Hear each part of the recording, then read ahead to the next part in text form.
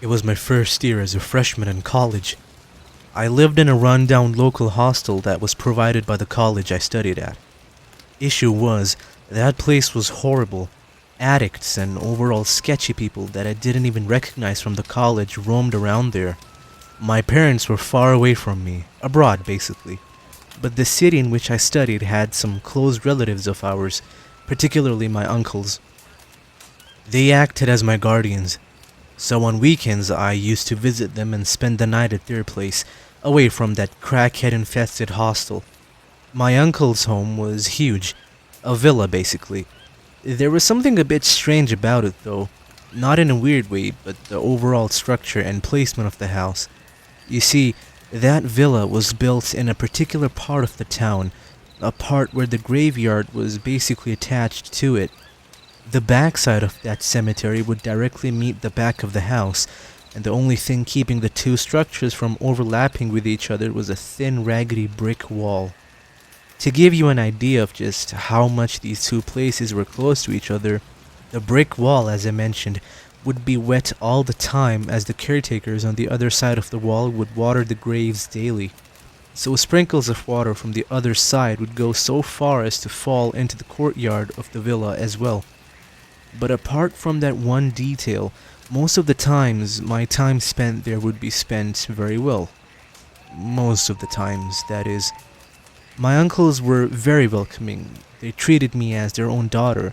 Plus their kids were roughly my age, so we'd spend the time doing silly stuff. It was the mid-90s, so the internet wasn't really that mainstream. You'd need a big fat modem to connect to the web. No Wi-Fi or router stuff that we have today was available back then with such ease. But my uncles did have one of those big modems which would allow me to talk to my parents and siblings that were so far away from me. This would go on for weeks, me visiting them and having a good time. But my perception of that place would change drastically one day. So just like any other weekend, I was in their study room.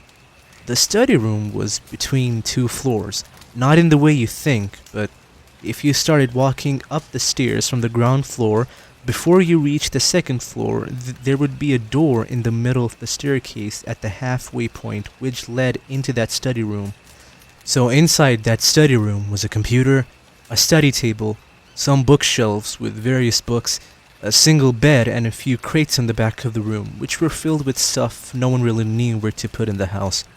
Also, when you'd be walking on the stairs, at some point you could see the graveyard over the wall in the courtyard.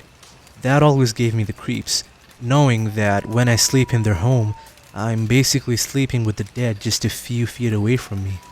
But anyways, one summer night I was inside the study room, talking to my sister on Yahoo Messenger through a webcam. Midway through the call, I had a strong urge to go to the bathroom, but I wanted the call to end first.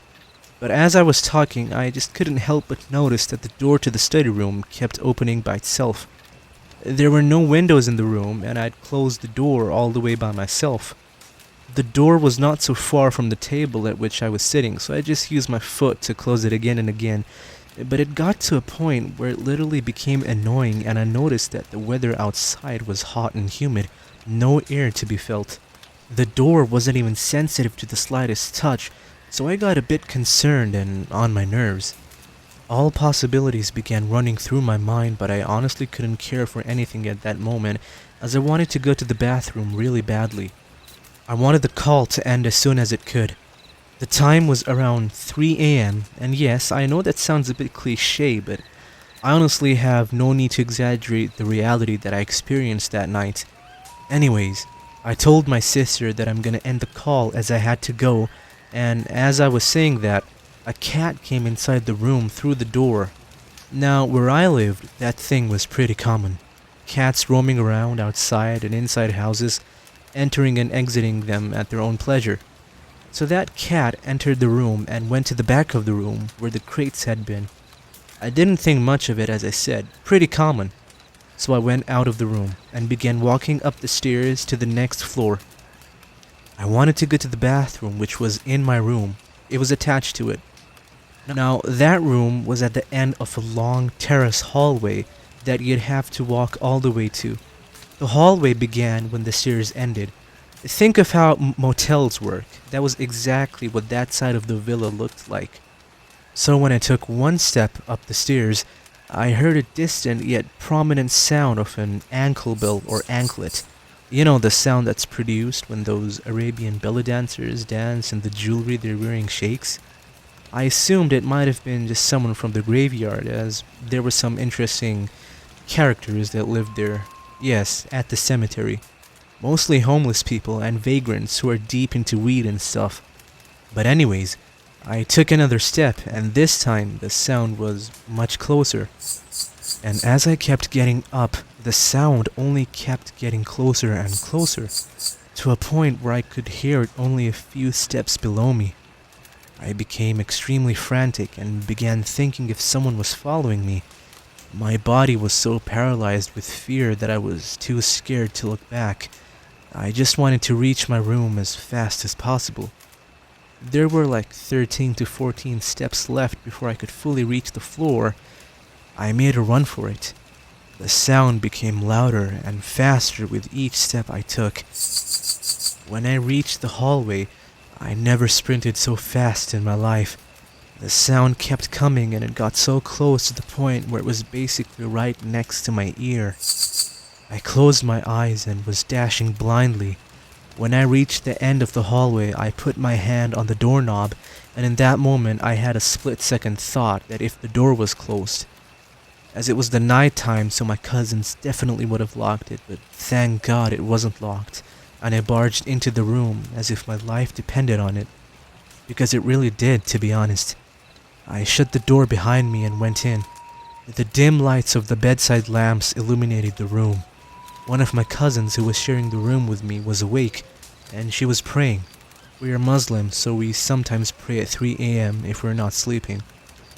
She asked me what had happened as my face was washed out with fear, and my eyes were open wider than they had ever been. I didn't reply to her as I honestly forgot how to talk. I also forgot that I ever had to pee or use the bathroom because the only thing going through my mind was that I need to reach the room before whatever happens happened to me. I just laid in my bed all silent. My cousin asked me only once if something was wrong. She didn't try to force me into answering as she probably had an idea and a similar experience as well. This was their home after all. I was merely a guest. Well, after finishing up her prayer, she went to her bed as well.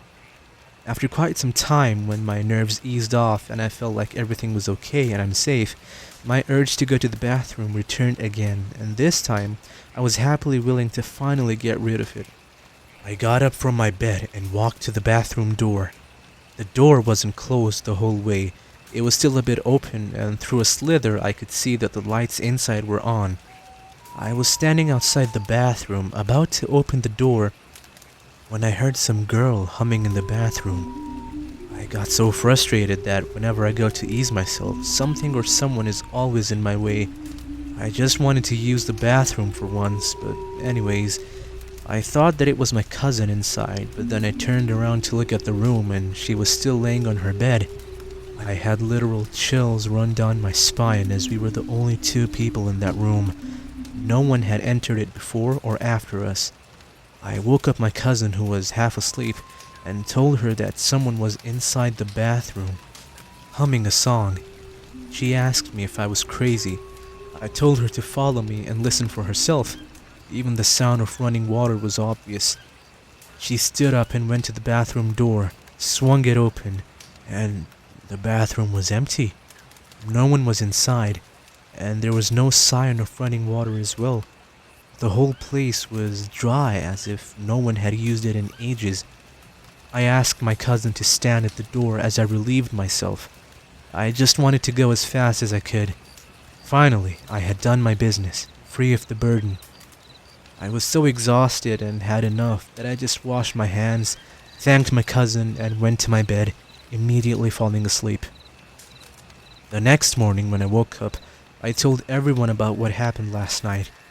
They were all very understanding and advised me not to stay up that late in the study room. They were so used to these occurrences that they nonchalantly agreed and advised me on the matter. I was honestly surprised how anyone could live their lives in this way. After that incident, I didn't visit them for 3 weeks straight, and when I did, I made sure I slept with people around me and I made sure not to stay up that late or be alone. Today, I'm far away from that place. I finished college, started my career, and now I'm living with my family happily. But that night still haunts me as if it had happened yesterday. So that was today's story. If you want more videos like this, make sure to like and subscribe and smash the like button and hit the notification bell as well. And yeah, until the next time, safety and peace.